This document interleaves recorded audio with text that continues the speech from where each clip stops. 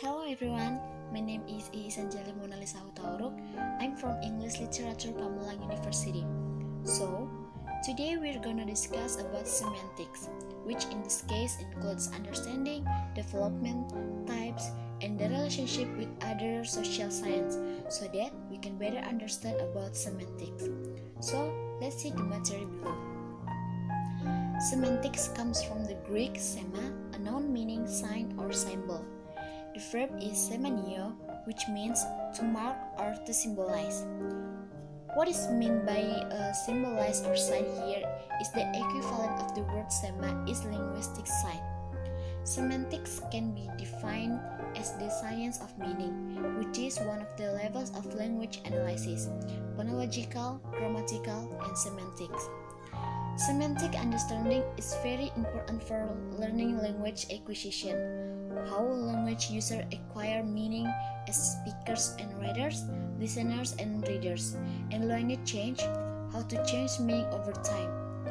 It is very important to understand language in social context, as they stand to influence meaning, and to understand English language types and stylistic effects.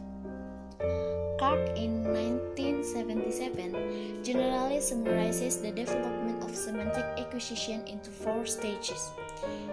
First, the stage of narrowing the meaning of the word. This stage lasts from 1 to 1.5 years of age. At this stage, the child considers a certain object which is covered by a meaning to be the name of that object. Second, overgeneralization stage. This stage lasts from 1.5 years to 2.5 years. At this stage, children begin to overgeneralize the meaning of a word. Third, semantic failed stage. This stage lasts between the ages of 2.5 to 5 years. At this stage, the child begins to group related words into the semantic medium. Initially, this process takes place when the meaning of the words that are overgeneralized analyzed after the new words for object included in this generalization are controlled by the child. And fourth, generalization stage. This stage takes place after the child is 5 years old. At this stage, the child has begun to be able to recognize the same object from the perspective of perception, that this object have the same semantic features. This recognition will be more perfect the more children get older. So, when they are between 5 until 7 years old, they are able to recognize what is meant by animal, which is all creatures that are animals. There are some types of semantic. 1. Lexical semantics. Lexical semantics is a more satisfying symmetrical study of the system of meaning contained in words. Lexical semantics is not that difficult. A dictionary is a good example of lexical semantics. The meaning of each word is described here. So, lexical semantics pay attention to meaning contained in the sentence as an independent unit. 2. Antonyms. Antonyms are words with opposite meanings. They are usually quite straightforward and translate easily into other languages. However, problems may arise when a word has 2 meanings, as shown in the following example. The opposite of light is dark, and the opposite of old is young. 3. Synonyms. Synonyms are words with a similar meaning.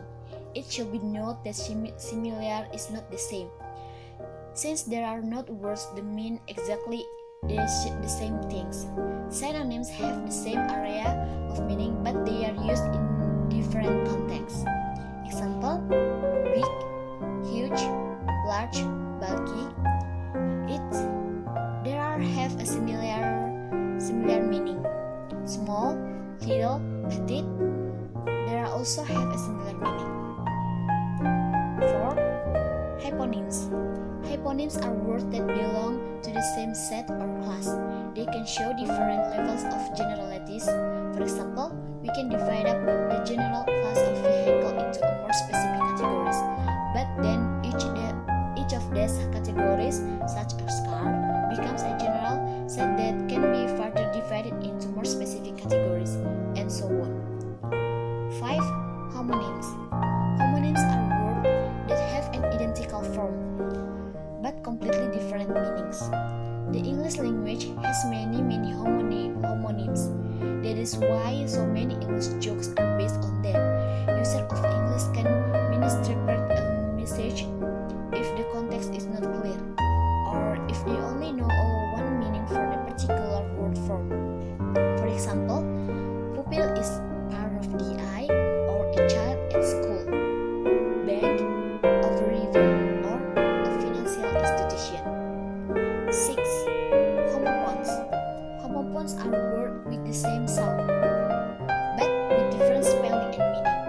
The idea will become clear if homophone is seen from its part.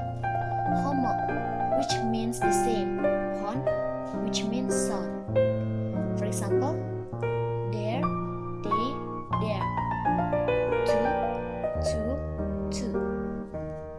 7. Polysemy. Some words have an identical form and their meaning is related, but it is a different meaning nonetheless. These words have a polysemous relationship. The word polysemy is made up of this part. Poly, from Greek meaning many, and semi, which is from another Greek word sema, meaning having significance. So, polysemy means have many significance or many meanings. For example, examination, a formal test or a detailed inspection. Like, is a part of the body, or a part of a chair or table. Semantic relationship with other social science levels. In contrast to other levels of language analysis, semantic is a branch of linguistic science that has a relationship with social science, such as sociology and anthropology, even with philosophy and psychology. 1. Semantics and psychology. Sociology. Semantic is related to sociology due to the fact that the use of certain words to say something can mark the identity of the group of speakers. For examples, the use selection of the word girl or woman will be able to show the identity of the group of speakers. The word is synonymous with the group of young people, while the word woman seems more polite and synonymous with the group of parents who prioritize politeness.